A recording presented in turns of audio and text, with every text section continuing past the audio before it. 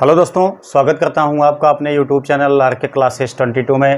दोस्तों, अब आप जानते हैं कि यूपी बोर्ड का एग्ज़ाम नज़दीक आ गया है। तो दोस्तों, हम आपको यहां पे इंटर की फ़िज़िक्स और हाई स्कूल की मैथमेटिक्स का संपूर्ण सिलेबस यहां पे कवर कर लेंगे, यदि आप हमारे साथ इस चैनल पे बने रहते हैं लगातार। तो दोस्तों, यहाँ पे हम आपको अभी आज के क्लास में हम लेके आए हैं यूपी बोर्ड का ही ये आपका है टॉपिक, फिजिक्स लेसन का है, जो कि एसी यानी कि अल्टरनेटिंग करंट का ये लेसन है, जिसमें कि हम आपको बताने वाले हैं कि प्रत्यावर्ती धारा परिपथ में वोल्टेज V तथा धारा I के बीच कलांतर कैसे यहाँ पे पता किया जाएगा। उसके बाद इसी कलांतर के हिसाब से हम कैसे यहाँ पे इसमें जो फेजर डायग्राम बनता है या जो साइन वेव बनती हैं, इनको हम किस प्रकार से यहाँ पे दर्शाएंगे, किस प्रकार से हम समझेंगे कि कलांतर किन सर्किट में कितना होता है, वोल्टेज तथा धारा के बीच में कलांतर कौन से परिपथ में कितना होता है। इन सब चीज़ों को हम यहाँ पे आसानी से डिस्कस करने वाले हैं। दोस्तों, इस तरीके से आप जानते हैं कि ये बहुत मोस्ट क्वेश्चन है, बहुत ज़्यादा आपके एग्जाम में पूछा जाता है इससे संबंधित। साथ ही साथ दोस्तों, आपको बहुत ज़्यादा इस टॉपिक को समझने में बहुत समस्या आती है, लेकिन हम आपको यहाँ पे इतना ईजी तरीके से बताने वाले हैं कि आप बहुत आसानी से इस टॉपिक को समझ जाएंगे कि कहाँ पे फेजर डायग्राम बनेगा, किस लेवल का बनेगा, आपका जो कोण इसमें जो कलांतर होता है वो कलांतर किनके बीच में कितना होगा, ये सब कुछ आपको बहुत आसानी से समझ में आ जाएगा। बस दोस्तों, आपको इसको समझने के लिए थोड़ा सा आपको टाइम देना पड़ेगा। वीडियो को बिना स्किप किए लास्ट तक देखेंगे, तभी आपको सब कुछ यहाँ पे स्टेप बाय स्टेप समझ में आएगा। दोस्तों, सबसे पहली बात हम यहाँ पे करते हैं कि प्रत्यावर्ती वोल्टेज में धारा V तथा धारा I तथा वोल्टेज V के बीच में कलांतर कैसे डिफाइंड किया जाता है। दोस्तों, यहाँ पे हम एक सिंपल सी बात आपको बताएंगे कि सामान्यतः जो प्रत्यावर्ती वोल्टेज होता है या धारा होती है, ये इसकी आवृत्ति समान होती है, यानी कि प्रत्यावर्ती वोल्टेज प्रत्यावर्ती धारा इसकी आवृत्ति समान होती है, लेकिन कलांतर जो है इसका वो अलग अलग होता है अलग अलग सर्किट में। तो दोस्तों, यहाँ पे किस सर्किट में कलांतर कितना होता है उसको हम यहाँ पे देखेंगे। सबसे पहले हम आपको बताएंगे कि जो अल्टरनेटिंग करंट की सर्किट होती है वो मुख्यतः 3 टाइप की होती है। तीनों में आप अगर अच्छे से समझ लेते हैं कि किसमें कलांतर कितना होता है, तो उसके अकॉर्डिंग जो बनने वाले सर्किट्स हैं, आपके 3 सर्किट्स अलग बनते हैं, एक सर्किट अलग बनता है। मतलब इनकी सहायता से टोटली आपके पास 7 सर्किट ऐसे बनते हैं जिनमें कलांतर को दर्शाना बहुत आवश्यक होता है। साथ ही साथ उसी से रिलेटिव सवालें भी आपकी आती हैं, जो कि आप इनको समझने के बाद ही आप समझ पाएंगे। तो दोस्तों, आइए हम यहाँ पे आपको स्टार्ट करते हैं। सबसे पहला चीज होता है यहाँ पे अल्टरनेटिंग करंट का जो पहला टॉपिक या पहला सर्किट होता है दोस्तों, उसे कहा जाता है प्रतिरोधी परिपथ। प्रतिरोधी परिपथ दोस्तों, ये पहला आपका सर्किट होता है। उसके बाद यहाँ पे हम देखेंगे जो सेकंड वाला होता है, इसको कहा जाता है प्रेरकीय परिपथ। जो दोस्तों यहाँ पे थर्ड वाला होता है, इसको कहा जाता है धारितीय परिपथ। दोस्तों, ये 3 टाइप के सर्किट आपको जानना बहुत ज़्यादा आवश्यक हैं। तो हम यहाँ पे एक एक सर्किट को यहाँ पे इसका सर्किट डायग्राम भी बनाएंगे, उसके बाद इनका साइन वेव भी बनाएंगे, इनका फेजर डायग्राम भी बनाएंगे, जहाँ से कि आपको समझाएंगे कलांतर क्या होता है। दोस्तों, यहाँ पे हम सबसे पहले सर्किट बनाते हैं रजिस्टिविटी, यानी कि रजिस्टिव सर्किट हम पहले बनाते हैं, जिसको प्रतिरोधी परिपथ कहा जाता है। तो इसमें दोस्तों हम यहाँ पे एक आप देखेंगे इसका सर्किट कैसे बनेगा। इस तरीके से इसका सर्किट बनेगा। इसका जो सिंबल है दोस्तों वो ऐसे दिखाया जाएगा। थोड़ा से आपको ध्यान देना है, जो यहाँ पे एसी सर्किट होता है उसका सिंबल दोस्तों ऐसे दर्शाया जाता है, यानी कि एसी वोल्टेज कहीं पे लगा हुआ है तो उसका सिंबल ऐसे होता है, लेकिन अगर कहीं पे डीसी सर्किट लगा हुआ है तो उसका सिंबल इस टाइप से होता है। ये चीज़ आपको सबसे पहले जान लेना चाहिए। ये है डीसी का सिंबल, ये है एसी का सिंबल। तो हम यहाँ पे जो भी चीज़ें पढ़ने वाले हैं टोटली एसी पढ़ने वाले हैं, तो एसी के लिए हम ये चीज़ लेके चलेंगे। ठीक है, तो आइए दिखाते हैं। ये आपका जो है ये रजिस्टिव सर्किट है दोस्तों, इसमें केवल एक अवयव लगा हुआ है जो कि प्रतिरोध जिसको कहा जाता है वही केवल यहाँ पे लगा हुआ है। तो दोस्तों यहाँ पे जो आपका वोल्टेज परिपथ यहाँ पे बनाया गया है, इसमें जो अप्लाई सोर्स है इसको हम दिखाते हैं V equal V0 sign omega T, इसको हम इससे दिखाते हैं। ठीक है, अब हम यहाँ पे समझते हैं कि यहाँ पे वोल्टेज और क्या कहते हैं धारा के बीच में कलांतर क्या होता है, कैसे इसको डिफाइंड करते हैं। दोस्तों क्या होता है कि जब प्रत्यावर्ती धारा जो है बहती है किसी चालक में, तो वो इस तरीके से बहती है। ठीक है, अब इसमें दो बातें होती हैं कि जो वोल्टेज है यहाँ पे धारा है।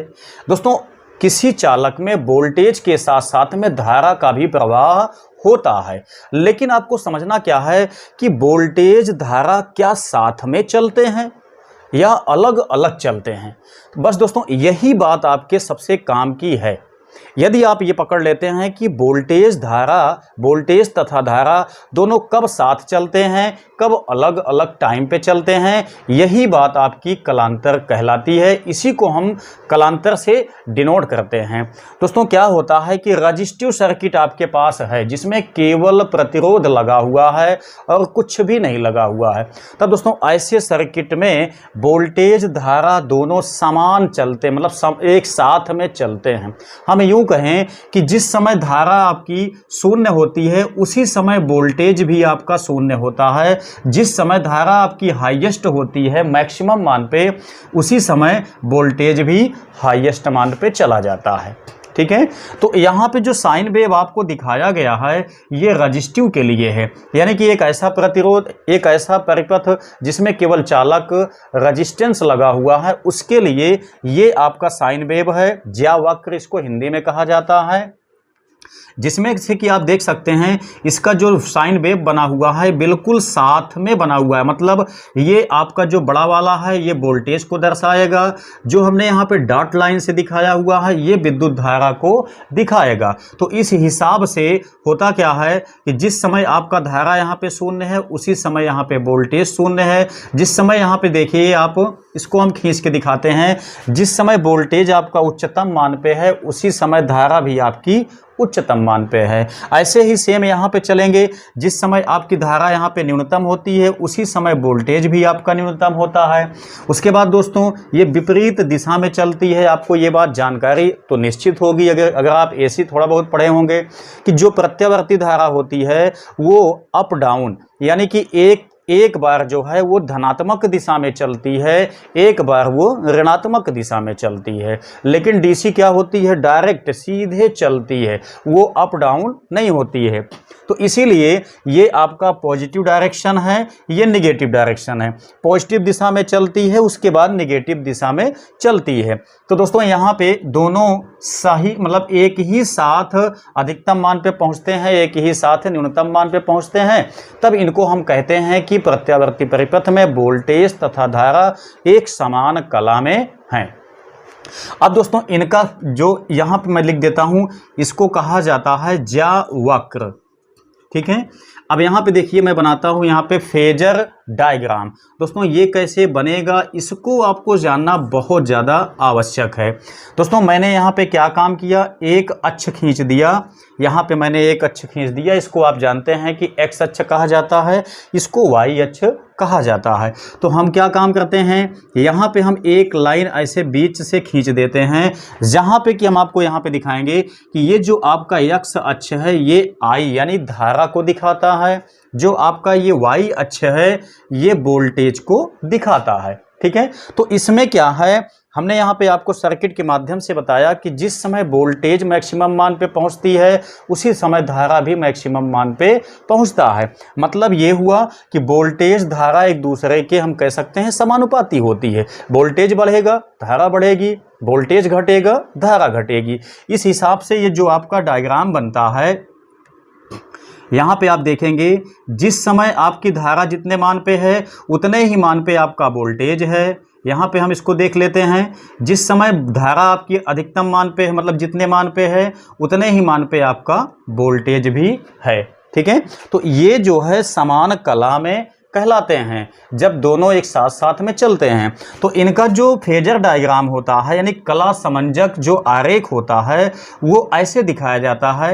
यहाँ पे हम V को मतलब V0 दिखाते हैं, यहीं पे हम I0 दिखाते हैं। तो ये आपका जो फेजर डायग्राम है ये प्रत्यावर्ती धारा प्रत्यावर्ती वोल्टेज के लिए है, लेकिन कब? जब केवल सर्किट में रेजिस्टेंस लगा हुआ होगा तब।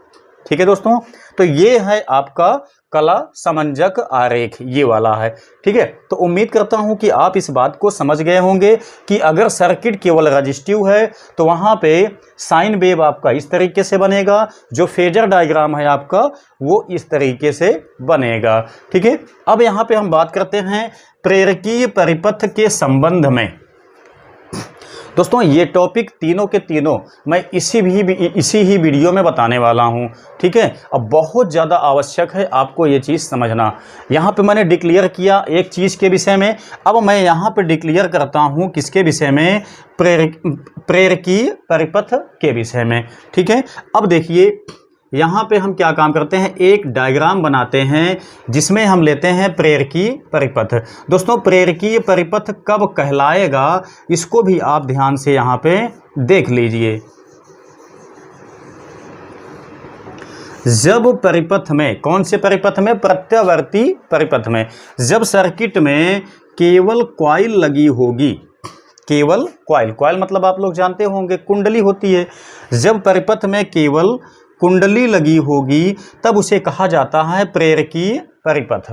ठीक है, तब इसे कहा जाता है प्रेरकीय परिपथ।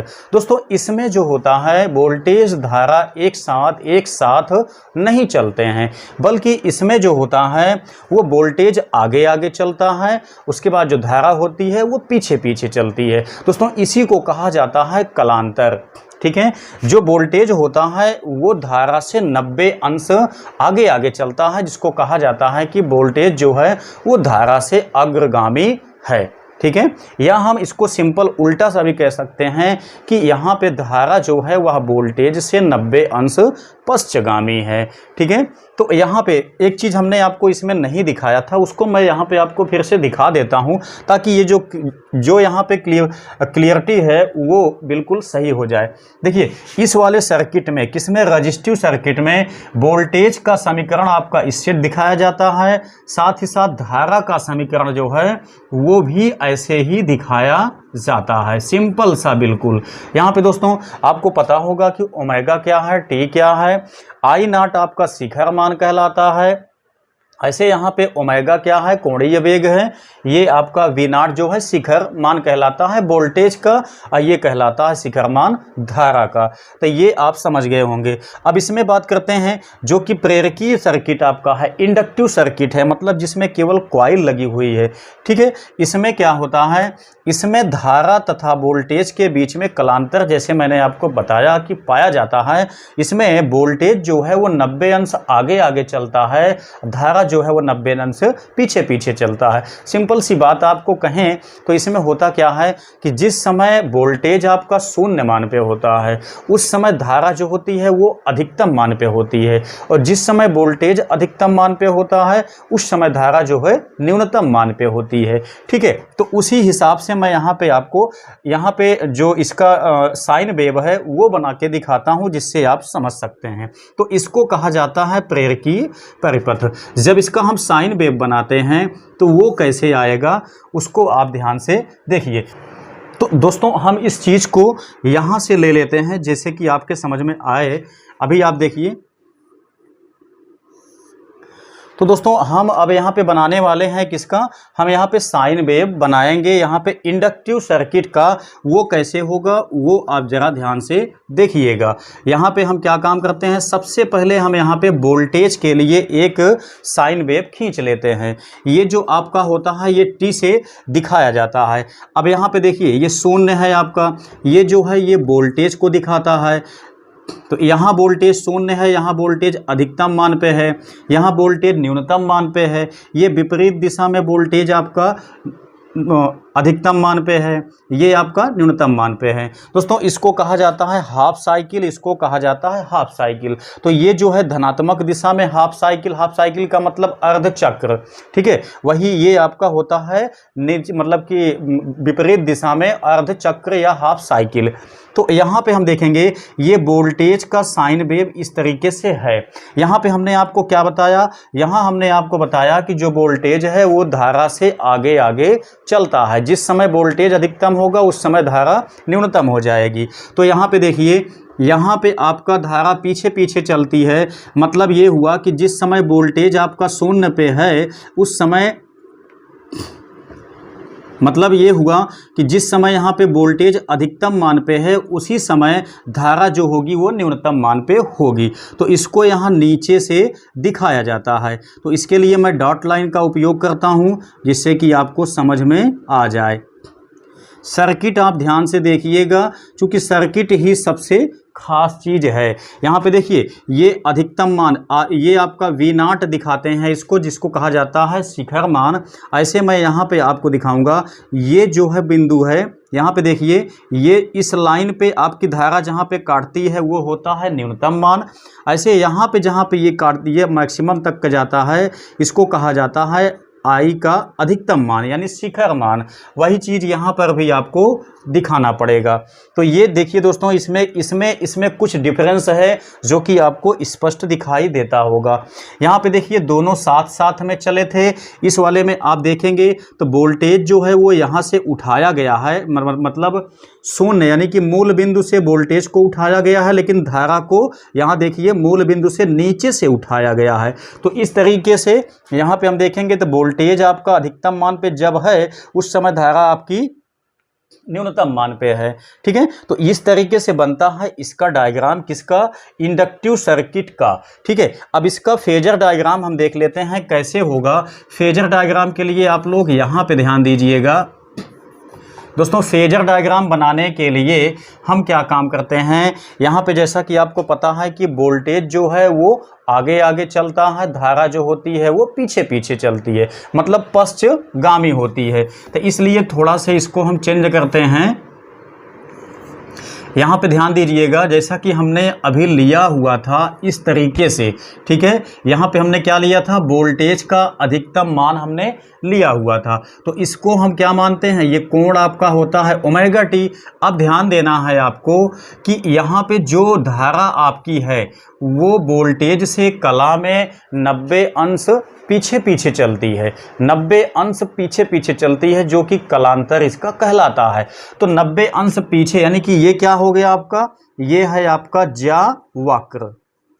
लेकिन ये क्या है, ये कला समंजक आरेख कहलाता है दोस्तों, जिसको फेजर डायग्राम भी कहते हैं। कला समंजक आरेख, जिसको हमने यहाँ पर भी बनाया है इस सर्किट के लिए। इस सर्किट के लिए आप लोग यहाँ पे देखेंगे। अब यहाँ पे देखिए कि ये आपका V0 जो है वोल्टेज का अधिकतम मान है। इसको तो हम यहीं पे लिए थे, जैसे कि हमने यहाँ पे लिया था, वैसे अब हम यहाँ पे लेंगे धारा जो है वो इससे कितना 90 अंश पीछे पीछे चलती है, मतलब कला में वोल्टेज तथा कला में 90 अंश का डिफरेंस पाया जाता है। तो इसके अकॉर्डिंग हम क्या काम करेंगे दोस्तों, अगर ये 45 माने तो इसको हम नीचे की दिशा में खींचेंगे तो ये आपका टोटल यहाँ से यहाँ तक जाकर के बनेगा π/2, यानी कि ये बनेगा आपका 90 अंश। यहाँ पे हम क्या दिखाएंगे, I0 दिखाएंगे। तो दोस्तों ये जो है आपका बन गया फेजर डायग्राम, किसका, प्रेरकी परिपथ का। तो दोस्तों इस तरीके से आप देख सकते हैं कि जो रजिस्टिव सर्किट है उसका फेजर डायग्राम, उसका कला समंजक आरेख, उसका सर्किट भी हमने यहाँ पे बनाया हुआ है। यहाँ पे आप देखेंगे तो ये प्रेरकीय परिपथ का डायग्राम हमने बनाया है। यहाँ पे इसका ज्यावक्र यानी साइन वेव दिखाया, किस तरीके से यहाँ से आपका बन के आएगा फेजर डायग्राम मतलब कला समंजक रेख, उसको भी हमने यहाँ पे दिखाया। अब यहाँ पे आपको एक बात पकड़ना है कि यहाँ वोल्टेज तथा धारा के बीच में कलांतर आपका क्या आया हुआ था, इनके बीच में कलांतर शून्य आया हुआ था, मतलब दोनों साथ साथ चलते थे। लेकिन इस वाले में क्या है, इस वाले में वोल्टेज 90 अंश आगे चलता है, धारा 90 अंश पीछे चलती है। तो हमको यहाँ पे जो दिखाना है अलग अलग, यानी इसमें वोल्टेज का समीकरण जो होगा वो V nought sine omega t ही होगा, लेकिन जो धारा का समीकरण होगा दोस्तों वो इतना नहीं होगा, बल्कि इसमें धारा के समीकरण में ये चीज़ साफ साफ आपको दिखाना पड़ेगा कि कलांतर कितने डिग्री का है। तब दोस्तों यहाँ पे इस वाले का जो धारा का समीकरण बनेगा वो I nought sine omega t minus pi by 2 दिखाना पड़ेगा। दोस्तों यहाँ पे धारा जो है वह वोल्टेज से 90 अंश पीछे पीछे चलती है, ठीक है, इसलिए यहाँ पे हमको I equal I nought sine omega t minus pi by 2 से दिखाना पड़ेगा। तो ये आपने यहाँ पे देखा कि ये वोल्टेज यानी रजिस्टिव सर्किट के लिए वोल्टेज का समीकरण, धारा का समीकरण, यहाँ पे हमने क्या देखा, प्रेरकीय परिपथ के लिए वोल्टेज का समीकरण, धारा का समीकरण। तो दोस्तों ये दो चीज़ें आपके निश्चित ही समझ में आ गई होंगी, ठीक है। अब हम अगला ले लेते हैं जो कि यहाँ पे आता है आपका धारितीय परिपथ। तीनों को अगर आपको जानना है दोस्तों तो लास्ट तक का आप लोग देखते रहिए।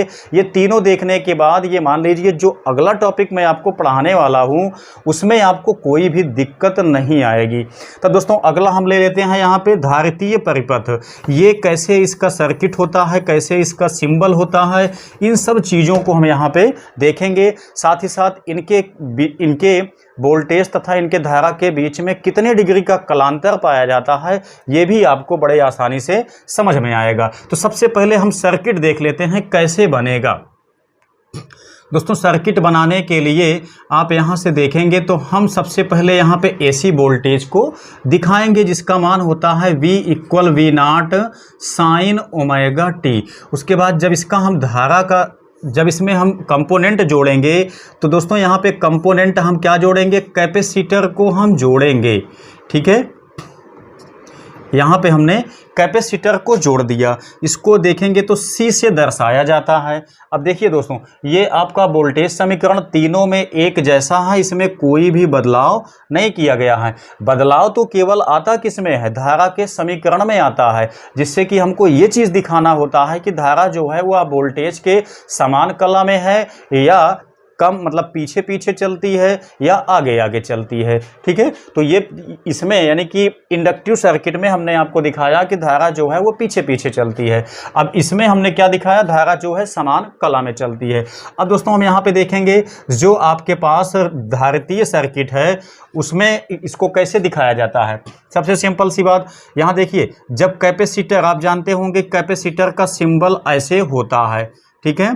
तो हमने यहाँ पे क्या काम किया, हमने कैपेसिटर को यहाँ पे दिखा दिया, मतलब इस सर्किट में कैपेसिटर लगा हुआ है, ना तो रेजिस्टेंस लगा हुआ है ना तो कॉइल लगी हुई है, बल्कि यहाँ पे कैपेसिटर लगा हुआ है। तो दोस्तों इसमें हम देखेंगे कि इसका फेजर डायग्राम कैसे बनेगा, इसका जो साइन वेव है वो कैसे बनेगा। दोस्तों उसी से हमारे सब कुछ समझ में आ जाता है कि इसका फेजर डायग्राम क्या है, मतलब इसमें जो वोल्टेज है वो धारा से आगे आगे चलेगा या पीछे पीछे चलेगा, मतलब धारा वोल्टेज के बीच में कलांतर क्या है, ये चीज़ हम आसानी से फेजर डायग्राम को देख करके या साइन वेव को देख करके समझ जाते हैं।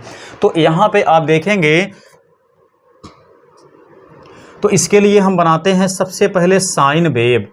तो दोस्तों साइन वेव आप लोग देखेंगे तो सबसे पहले वोल्टेज के लिए आपको वैसे ही बनाना पड़ेगा जैसे हमने सबके लिए बनाया था, ठीक है।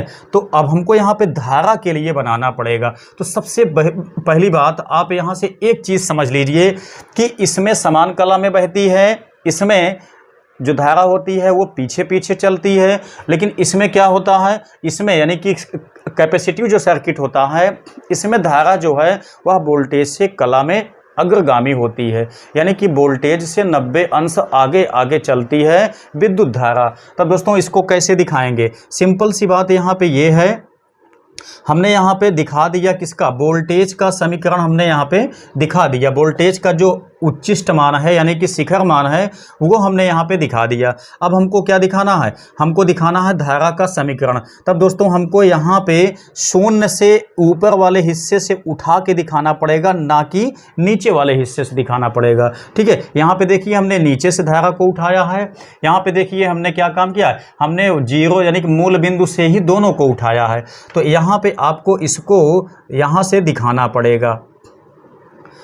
आप देखते चलिए, सब कुछ आपके समझ में यहाँ पे आने वाला है। ऐसे दोस्तों यहाँ पे आप देखेंगे, अगर इसको हम खींच देते हैं तो ये चीज़ आपका ऐसे जाएगा। तो यहाँ पे आप एक चीज़ समझिएगा, ये क्या है, ये आई नाट है, यानी कि शिखर मान यहाँ पे है, न्यूनतम मान यहाँ पे है। ठीक है, मतलब वोल्टेज का जो अधिकतम मान आता है, वोल्टेज का अधिकतम मान आप देखेंगे तो ये वाला है, धारा का अधिकतम मान ये है और धारा का न्यूनतम मान ये है। तो दोस्तों ये हो गया इसका जो साइन वेव होता है उसका ये चित्र हो गया, ये फिगर हो गया, जो कि आपको याद रखना है, बहुत ज़्यादा मोस्ट है। अब दोस्तों यहाँ पे जैसा कि हमने आपको दिखाया कि जो वोल्टेज है वो धारा से पश्चगामी है, मतलब यहाँ से आप देखिए धारा पहले चल दी है, वोल्टेज जो है वो बाद में चला हुआ है। ठीक है, तो इसका जो समीकरण बनेगा वो कैसे बनेगा, इसका जो कला समंजक आरेख बनेगा वो कैसे बनेगा, वो मैं आपको यहाँ पे दिखाता हूँ। तो सबसे पहले समझिए इसका जो कला समंजक आरेख होगा वो कैसे बनेगा। तो दोस्तों हमने क्या काम किया, यहाँ पे हमने इसको इस तरीके से खींच दिया, जहाँ आप जानते हैं कि ये धारा को दिखाता है, ये वोल्टेज को दिखाता है। यहाँ हमने लिया हुआ था वी नाट, ठीक है, जो कि यहाँ से ओमेगा टी के मान पे झुका होता है हमेशा। अब हमने क्या काम किया, यहाँ से इसको हमने यानी कि ये वोल्टेज का हो गया, धारा का हमको दिखाना है तो यहाँ से हमको आगे आगे दिखाना है। जबकि इसमें हमने क्या काम किया था, इसमें हमने धारा को पीछे दिखाया था, इसमें हमको धारा को आगे दिखाना है। कितना आगे दिखाना है, 90 अंश हमको आगे दिखाना है। तो इसके लिए हमने क्या काम किया, यहाँ से एक लाइन खींच लिया जो कि दिखाता है आई नाट को। अब आप देखेंगे तो 45 ये 45 ये, यानी कि ये टोटल आपका जाके बन जाता है π/2, यानी कि इसका कला समंजक जो आरेख है वो इस तरीके से बनाया जाता है। तो एक चीज अब देखिए, इसका जो वोल्टेज का समीकरण है वो ये है, जो इसका धारा का समीकरण आएगा दोस्तों वो क्या आएगा, आप ध्यान से समझिएगा। I = I nought sine omega t plus π/2। तो दोस्तों ये चीज आता है इसका धारा का समीकरण। ठीक है, तो ये वोल्टेज का समीकरण है, ये धारा का समीकरण है। धारा का जो फेजर डायग्राम है वो यहाँ पे हमने दिखाया है, जो वोल्टेज धारा का जो ज्यावक्र है उसको हमने यहाँ पे दिखाया हुआ है। तो दोस्तों इस तरीके से हमने आपको यहाँ पे स्पष्ट किया। एक चीज हम आपको यहाँ पे क्लियर करते हैं जिससे कि आपका जो कन्फ्यूजन है वो खत्म हो जाए। वो क्या चीज है, यहाँ पे देखिए वोल्टेज का समीकरण ये है, धारा का समीकरण ये है। दोस्तों इसमें इंडक्टिव में आप देखेंगे तो जो वोल्टेज का समीकरण है वो यही है, जो धारा का समीकरण है वो ये है। ठीक है, वैसे हम यहाँ पे देखते हैं जो वोल्टेज का समीकरण है वो ये है, इसमें जो धारा का समीकरण है वो ये है। यहाँ से आप देखेंगे दोनों में तो ओमेगा टी जो कि समान है, लेकिन इस वाले में आप देखेंगे तो ये आपका साइन ओमेगा टी है, लेकिन यहाँ पे ओमेगा टी माइनस π/2 है आई के लिए, जिससे ये स्पष्ट होता है कि इस वाले में धारा जो है वो कलांतर में पीछे पीछे चलती है। इसमें स्पष्ट होता है कि धारा जो है वोल्टेज के साथ में चलती है। सेम वही चीज आपको यहाँ पे देखेंगे तो ये आपका ओमेगा टी है, लेकिन यहाँ ओमेगा टी प्लस π/2 है, जिससे इस बात की पुष्टि होती है कि इसमें जो धारा है वह वोल्टेज से आगे आगे चलती है, मतलब कला में कितना π/2 से आगे है। ठीक है, तो दोस्तों इस तरीके से हमने आपको यहाँ पे तीनों समझाने की कोशिश किया। उम्मीद करते हैं कि निश्चित ही ये जानकारी आपको, ये क्लासें आपको पसंद आई होगी। अगर आपको हमारे साथ में कंप्लीट तैयारी करना है आपके यूपी बोर्ड का तो बिल्कुल कंटिन्यू आप वीडियो पे बने रहिए। लगातार आपको यहाँ पे दो तीन वीडियोज डेली के डेली आपको मिलेंगी। वो भी मैंने आपको बता दिया कि 3 तरीके की यहाँ पे क्लासें आपको अवेलेबल होंगी। एक आपका फिजिक्स का होगा जो कि 12th लेवल का होगा, एक आपका मैथमेटिक्स का होगा जो कि 12th लेवल का होगा, एक आपका जो है हाई स्कूल मैथमेटिक्स का होगा। साथ ही साथ दोस्तों हाई स्कूल के बच्चों के लिए एक बेसिक क्लास आपको कंटिन्यू मिलेगा। ठीक है, तो 4 टाइप की क्लासें आपको डेली के डेली अवेलेबल होंगी, जिसमें आपके वे सारे क्वेश्चन होंगे जो कि आपके एग्जाम के व्यू से बहुत ज़्यादा मोस्ट होंगे। ठीक है, तो उम्मीद करता हूं दोस्तों कि ये जानकारी आपको पसंद आई होगी।